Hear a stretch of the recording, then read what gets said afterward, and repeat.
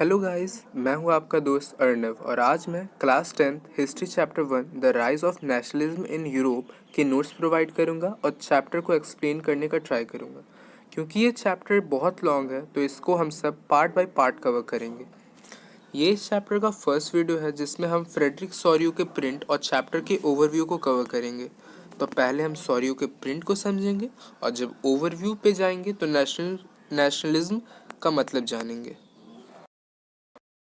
पहले जानते हैं कि फ्रेडरिक सॉरियो कौन था। फ्रेडरिक सॉरियो एक फ्रेंच आर्टिस्ट था जिसने 4 प्रिंट्स तैयार किए इन द ईयर 1848। उसने ये प्रिंट्स इसलिए तैयार किए ताकि वो ये विजुलाइज कर सके कि उसके अकॉर्डिंग दुनिया कैसी होनी चाहिए। उसके हिसाब से वर्ल्ड डेमोक्रेटिक और सोशल रिपब्लिक से मिलके बनी है।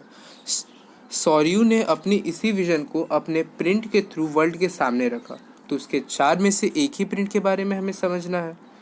मैं यहाँ इमेज को शो कर रहा हूँ, आप सब चाहें तो हिस्ट्री की बुक निकाल कर देख सकते हैं। तो ये प्रिंट ये शो कर रहा है कि यूरोप और अमेरिका के लोग हर एज ग्रुप और सोशल क्लास के मेन और वुमेन एक साथ मार्च कर रहे हैं और ये इतने ज़्यादा लोग हैं कि ये मार्च एक लॉन्ग ट्रेन जैसी दिखाई दे रही है। ये लोग मार्च करते हुए आ रहे हैं और स्टेचू ऑफ लिबर्टी को होमेज ऑफर कर रहे हैं। होमेज का मतलब होता है कि डीप रिस्पेक्ट। तो सारे लोग मार्च करते हुए स्टेचू ऑफ लिबर्टी को डीप रिस्पेक्ट देते हैं। अब हम लोग इस प्रिंट के अलग अलग एलिमेंट्स के बारे में समझते हैं। पहला एलिमेंट है स्टेचू ऑफ लिबर्टी। जैसा कि आप सभी को याद होगा, फ्रेंच रिवॉल्यूशन के दौर के आर्टिस्ट लिबर्टी को एक फीमेल फिगर के तौर पर पोर्ट्रे करते थे। लिबर्टी का मतलब होता है फ्रीडम। इस चैप्टर में लिबर्टी को सोशल और पॉलिटिकल ऑपरेशन से फ्रीडम के लिए यूज़ किया है। आप देख सकते हैं कि स्टेच्यू ऑफ लिबर्टी के एक हाथ में टॉर्च ऑफ एनलाइटनमेंट और दूसरे हाथ में charter of rights of man है।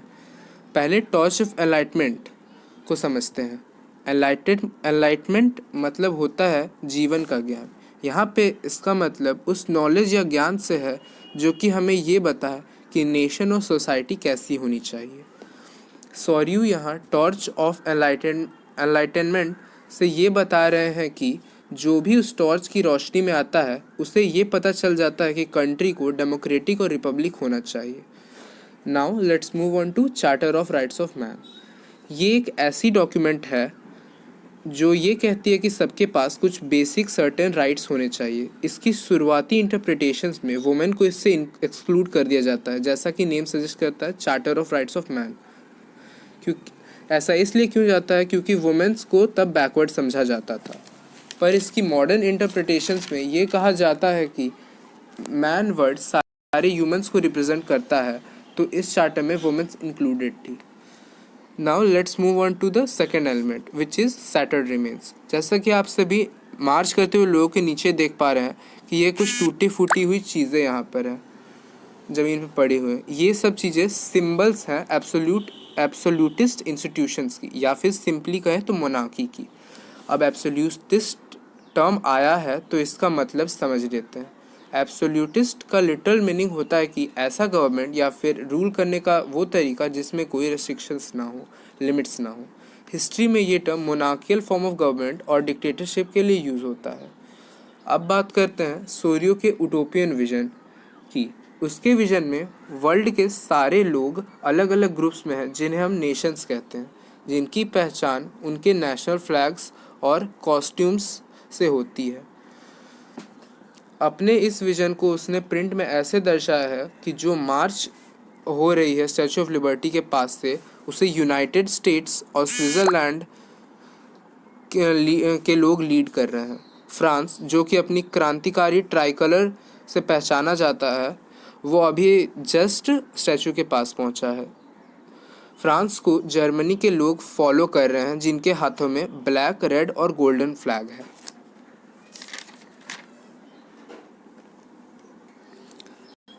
यहाँ मज़े की बात यह है कि जिस वक्त सॉरियो ने ये प्रिंट बनाया तब तक जर्मन लोग एक यूनाइटेड नेशन की तरह एग्जिस्ट ही नहीं करते थे। तस्वीर में जो फ्लैग वो कैरी कर रहे हैं वो इस भाव से है कि जर्मन बोलने वाले लोग जर्मन बोलने वाले लोग जो कि बहुत से अलग अलग पार्ट्स ऑफ यूरोप्स में रहते हैं वो एक नेशन में यूनिफाई हो जाए under a democratic constitution. Print में आगे जर्मन लोगों को Austria, the kingdom of Sicilies, Lombardy, Poland, England, Ireland, Hungary and Russia के सिटीजन्स फॉलो करते हैं। अब समझते हैं इस प्रिंट के लास्ट एलिमेंट को जो कि है जीसस क्राइस्ट और उसके एंजल्स। आप सभी प्रिंट के सबसे टॉप में देख सकते हैं कि जीसस क्राइस्ट और उसके कुछ एंजल्स हैं।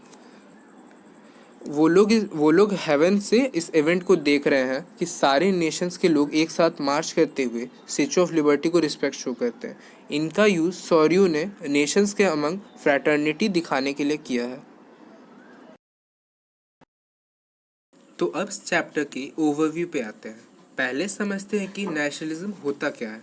इसको ऐसे समझा जा सकता है कि ये एक पॉलिटिकल आइडियोलॉजी है जो कि किसी पर्टिकुलर नेशन के इंटरेस्ट, कल्चर और आइडेंटिटी पे जोर देती है। आसान शब्दों में कहे तो अपने देश के प्रति प्राइड, लॉयल्टी और सपोर्ट करने की फीलिंग को नेशनलिज्म कहते हैं। तो चलिए अब ओवरव्यू पे आते हैं। 19वीं सदी में राष्ट्रवाद एक ऐसी शक्ति के तौर पे उभरा जिसने यूरोप के पॉलिटिकल और मेंटल वर्ल्ड में बहुत बड़े परिवर्तन किए। मुख्य चेंजेस नेशन स्टेट और मॉडर्न स्टेट के का एमर्जेंस था। ये चैप्टर इन डाइवर्स प्रोसेसेस पे रोशनी डालेगा जिनकी वजह से नेशन स्टेट और नेशनलिज्म 19वीं सदी में अस्तित्व में आए। ये उन स्ट्रगल्स और क्रांतियों के बारे में बताएगा जिसके वजह से आज पूरी दुनिया भर में नेशन स्टेट्स फॉर्म हुए। तो मैंने ऊपर दो टाइप के स्टेट्स बोले, मॉडर्न स्टेट और नेशन स्टेट। तो इन दोनों को जान लेते हैं। मॉडर्न स्टेट, इसका कंसेप्ट ये था कि एक ऐसा स्टेट होना चाहिए जिसमें पावर सेंट्रलाइज्ड हो यानी पावर कॉन्सेंट्रेटेड हो और एक फिक्स रीजन में सॉवरेन कंट्रोल हो। सॉवरेन का मतलब कि उस एरिया में सबसे ज़्यादा अथॉरिटी, सबसे ज़्यादा पावर वहाँ के लोगों या रूलर की हो, ना कि किसी एक्सटर्नल पावर्स की। अब नेशन स्टेट को समझते हैं। तो नेशन स्टेट वैसा स्टेट हो गया जिसमें ना सिर्फ वहाँ के रूलर्स बल्कि बहुसंख्य आबादी मतलब मेजॉरिटी ऑफ इट्स पॉपुलेशन एक ऐसी फीलिंग डेवलप करने लगे जिसमें उनकी कॉमन आइडेंटिटी, कल्चर और हिस्ट्री हो। नेशन स्टेट का फॉर्मेशन नेशनलिज्म के वजह से हुआ। नेशनलिज्म के वजह से जो अंतिम बदलाव हुए उनके कारण डायनेस्टी और एम्पायर के जगह नेशन स्टेट एस्टैब्लिश हुए। ओके गाइस, उम्मीद करता हूँ यहाँ तक सभी को समझ आ गया होगा। फिर भी कहीं डाउट हो तो उस पार्ट को रिवाइंड करके देखिए या फिर मुझे कमेंट में बताइए कि कहाँ प्रॉब्लम है, मैं उसे क्लियर करूँगा। अब आप सब यहाँ तक के नोट्स बना लीजिए। मैं अपने नोट्स शो कर रहा हूँ, आप सभी लिख लीजिए। अगर वीडियो पसंद आई हो तो लाइक कीजिए, शेयर कीजिए ताकि ज़्यादा से ज़्यादा लोगों तक पहुँचे। तो मिलते हैं अगली वीडियो में। Thank you.